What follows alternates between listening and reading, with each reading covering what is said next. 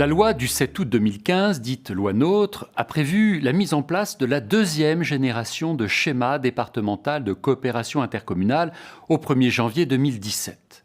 Le nombre de PCI, qui était de 20 000 en 2000, passera de 2040 en 2016 à 1200 en 2017.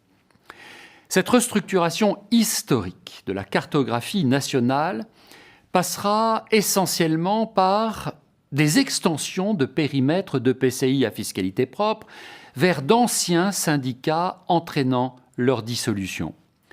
Cette restructuration de la cartographie passera également par des modifications de nature juridique de PCI, compte tenu de l'accroissement démographique que ces extensions de périmètres pourront générer. Et cette modification cartographique passera par des fusions de PCI entre eux. La deuxième génération de schéma départemental de coopération intercommunale vise plusieurs objectifs.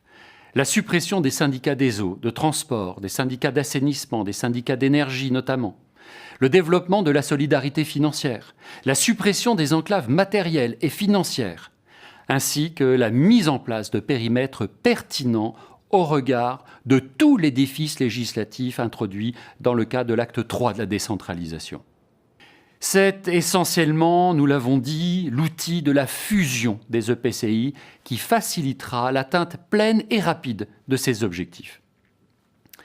La fusion des EPCI entre eux a des conséquences multiples. Premièrement, la fusion aura des conséquences sur la nature des compétences que le nouvel EPCI, issu de la fusion, devra exercer au lieu et place des anciens groupements. À ce titre, précisons que toutes les compétences obligatoires exercées par les anciens EPCI seront exercées par le nouvel EPCI. Cette fusion aura pour effet l'inscription de toutes les dépenses sur un seul et même budget, celui de l'EPCI né de la fusion. C'est la raison pour laquelle tout projet de fusion doit être impérativement précédé d'une analyse financière très fine des budgets des EPCI et de chaque budget des communes membres.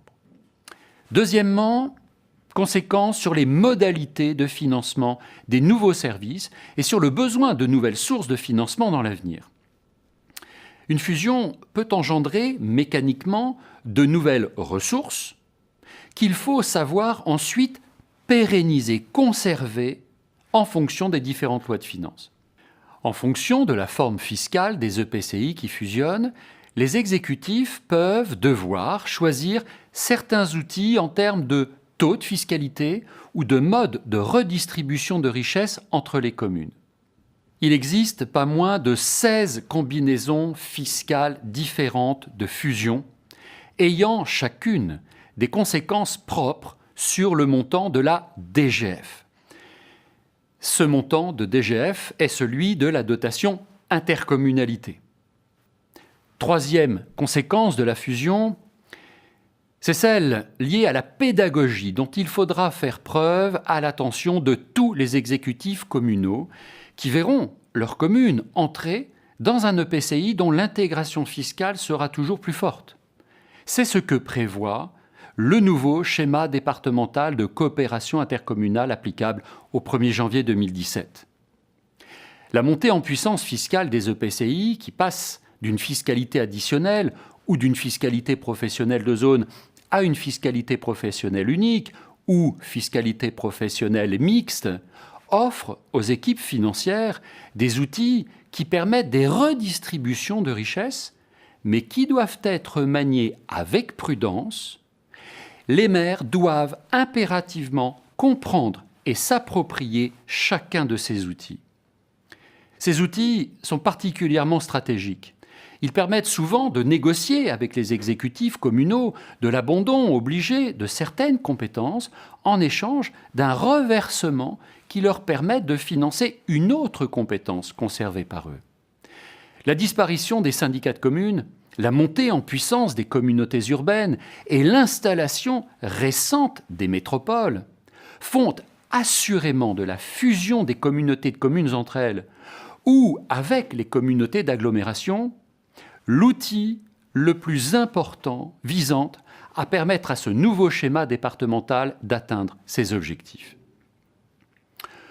Pour résumer, une fusion aura des conséquences importantes sur le coefficient d'intégration fiscale, sur la forme fiscale du groupement, sur le montant des attributions de compensation versées ou reversées au groupement, sur le maintien de la dotation de solidarité communautaire. Concernant le coefficient d'intégration fiscale, le CIF retenu depuis peu et qui déterminera la première année seulement le volume de crédits versés par l'État au titre de la dotation intercommunalité, est le meilleur coefficient d'intégration fiscale préexistant enregistré dans l'une des communes membres, mais plafonné à 105% d'une moyenne pondérée. Concernant la forme fiscale du groupement, le principe est que la forme fiscale du groupement ainsi créé sera celle du groupement le plus intégré avant la fusion. La fiscalité professionnelle unique, appelée également de niveau 2, prime sur toutes les autres. Concernant le volume des attributions de compensation, une fusion entraînera de nouveaux transferts de compétences au bénéfice d'une nouvelle entité juridique issue de la fusion. La commission locale d'évaluation des charges transférées devra se réunir pour évaluer le montant des attributions de compensation versées aux communes ou reversées à l'EPCI par les communes. Se pose également la question du maintien ou non de la dotation de solidarité communautaire du groupement envers les communes. La DSC étant une dotation facultative, il peut arriver, les premières années, faute de marge de manœuvre suffisante, que la dotation de solidarité communautaire, qui pouvait avoir été mise en place dans un des groupements préexistants, ne puisse plus être maintenue dans le nouvel EPCI.